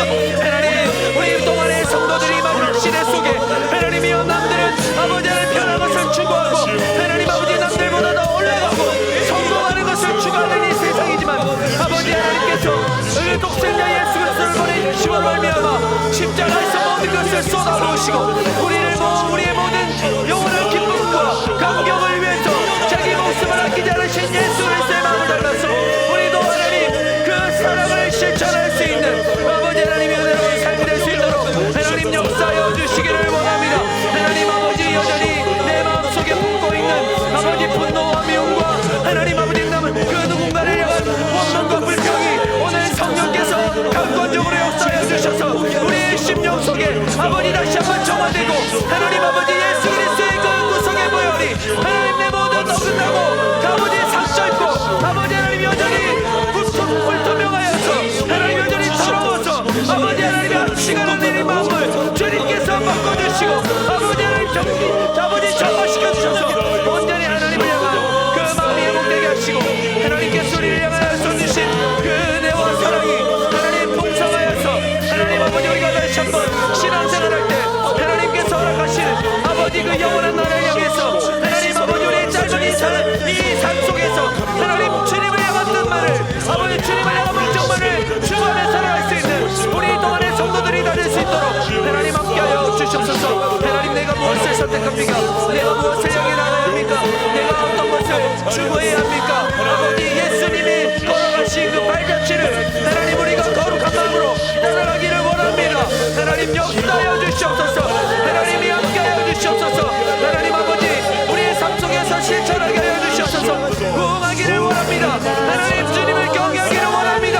주님의 그 아버지 하나님 사랑을 우리가 그대로 따라가기를 원합니다. 하나님 아버지 이 세상이 비록 손해볼지라도 우리가 아버지 이 세상에서 아버지 외면할지라도 아버지 하나님이여 진리를 추구하고 그 진리 속에 하나님이여 사랑으로 하나님 아버지여 그 모든 영혼들을 살려낼 수 있는 그런 주님의 도구들로 살아가게 하여 주시옵소서. 하나님 아버지 우리 동안의 성도들이 하나님 그런 한 분 한 분이 아버지 하나님 앞에 그렇게 결단할 때마다 우리 공동체가 더욱더 하나님이 모시기에 기뻐하시고 하나님이 모시기에 너무나도 아버지 하나님이여 이 땅 가운데 귀하게 쓰시는 동안의 공동체가 될 줄로 믿습니다. 하나님 역사하여 주시옵소서. 하나님 아버지 이렇게 많이 모인 모든 우리 성도들이 하나님 서로 사랑한다면 아버지 서로 아버지 하나님을 경외한다면